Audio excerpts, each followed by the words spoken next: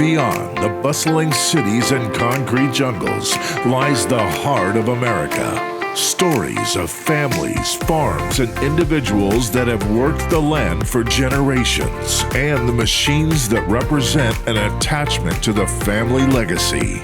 Steiner's Stories Across America is an adventure to uncover these stories and traditions that have played a part in making America so special. So let's get started with your host, Amanda Trudell. Hello and welcome to another episode of Steiner Stories Across America. I'm Amanda Trudell, and we always get excited when the next generation gets excited about tractors. It is so important to keep that part of American history alive. And in Washington, Missouri, they are doing just that. At the Four Rivers Tech College at the night shift, Max had a chance to visit with the creator of this great idea, Mr. Dan Brinkman. Yes, indeed, Amanda. We take great joy in traveling to the places where we get to talk about tractors. And this is one of those locations of the rolling hills not far west of St. Louis, near Washington, Missouri.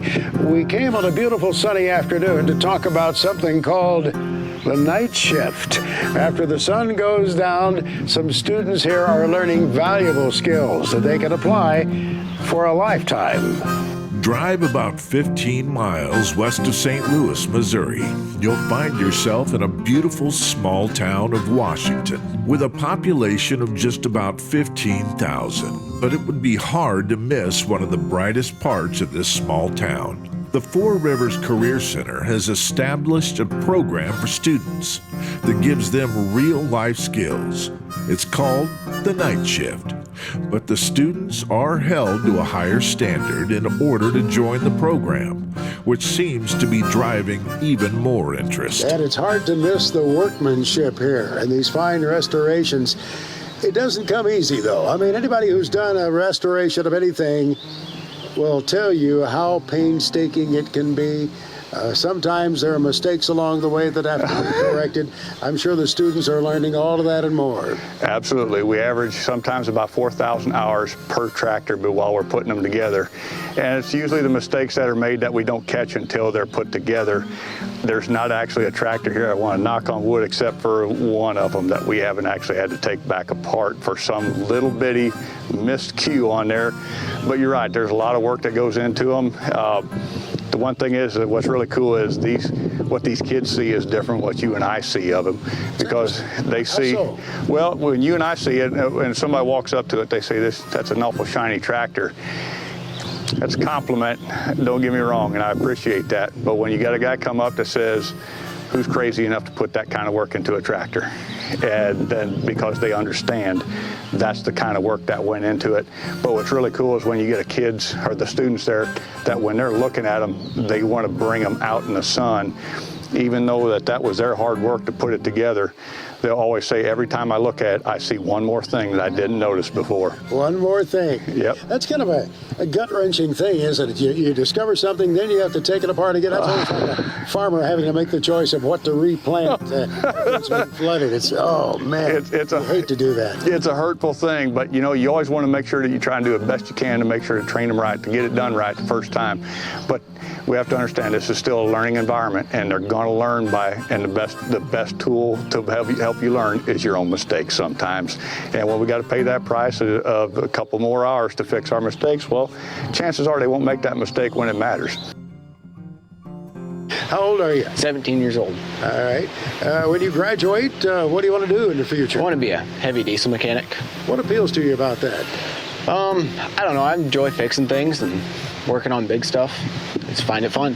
Heavy diesel covers a lot of landscape. Yeah. Everything from semi-tractors to farm tractors to heavy construction equipment. Mm-hmm. Is there any sector of that really appeals to you? The farm and construction equipment. I want to be in a service truck outside running around.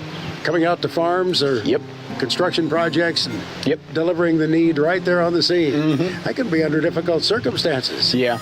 It could be snowing, blowing, in the heat of summer, maybe in a very busy highway setting, and you're going to be ready for that. I'll be in 1 week in Missouri.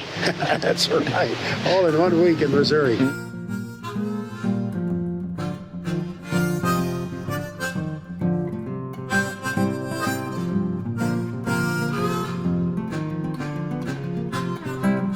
So for those of us who can't quite do the math with the hours invested in a restoration of a tractor, what are you talking about in terms of months in the classroom? So we start these tractors typically in August, and I'll recruit kind of the kids that are coming in. I want to see how you approach me, how you turn your assignments in. I want to see your colors. I want to see if you're hungry. I want to see if you want to learn. And I don't care if you're a farm kid or if you're some boy that's never been, or a girl that's never even seen a tractor before. I don't care. But I'm going to try and get you in there, but to learn how to dedicate to finding, taking a project like these things and bringing them all the way through. So at the Four Rivers Career Center, you will hand-pick the young people to be in the night shift class? Kind of. Okay, so you look for the quality. Okay, so yeah, I will look for the qualities of the students, but I will also find some of you, and I'm using the term as, kind of a bottom of the barrel, a kid that may be just overlooked. The actual design of night shift was to take a kid that was sitting on top of a fence, and they could go either way. I could either work with you on a little extra, build an old tractor and build you in the same time, or if you're slipping through the cracks and then you become a statistic later. That was actually the goal of it. But what's really cool is you start getting kids that may not connect with school. I did not connect with school very well, but they may see something like this, and then when I explain that I didn't do that, I just open the door. That's all I do. But you're going to learn how to do it, and you can put your hand on it, and you can be proud of it when we're done. It's hard not to think about the many, many agriculture teachers across this country who have done the same thing. Maybe there was a student who didn't really fit into sports, or he or she couldn't get into band. Maybe they rode the school bus a long way and extracurricular things were tough to do. But that agriculture teacher could recognize the capabilities there that needed to be developed. It seems like that's what you're doing here. That's absolutely what I'm trying to do. I just want to see a kid that wants to learn, that wants to make themselves a better person. I look for that in an individual, and sometimes I don't get them at the beginning of the year either. I might get you when we build a parade float for the school, and I see that you're really pushing hard, and you're just looking at your characteristics, and I might recruit you that way. But some of the best tools I got to recruit are those kids that are here. They see people that want to do it also, and the more years we do it, the more steam we keep picking up, and the more kids seem to want to be involved, and it's hard to say no to them. You just, let's get in there and get our hands dirty. What kinds of skills are they learning? Oh, time management is one big one. So you can't miss homework assignments in my class. Now, if you start falling behind in another class, I will kind of pinch you on that one too, but I will make you, instead of working on the tractor doing the fun stuff or the truck, whatever we're doing, you got to sit in the classroom and get caught up on your assignments, because Mr. Brinkman wants you to pass and get your certificates and graduate high school first. But they're going to look at your time management. You've got to be able to deal with the boss. It's a fun class, but there's not a single one of them here I hadn't had to sit down and say, hey, you can't be doing that. It's a learning environment, and youth is well spent on the young. You're going to learn all kinds of mechanical skills. I do not put those pieces in there.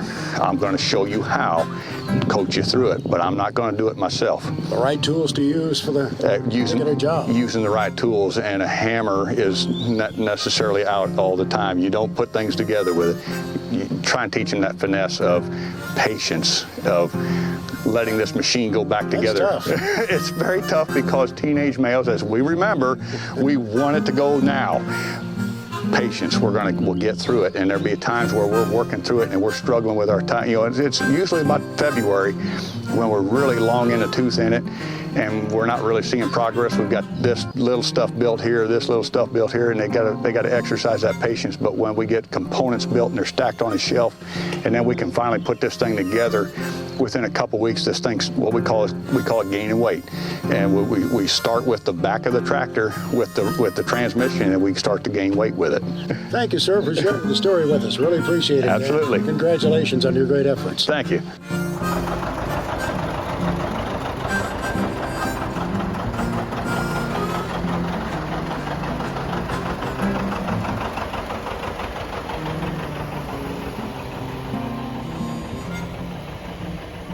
We often have the discussion, Amanda, about whether or not this avocation of old tractors, restoring old tractors, parading and showing them will extend into another generation or a generation after that. Well, at the Night Shift here in Missouri, they are making sure that young people will know and appreciate these old machines that brought us to where we are today in agriculture. There you have it, Amanda, another one of our Steiner stories across America, coming to you from near St. Louis, Missouri.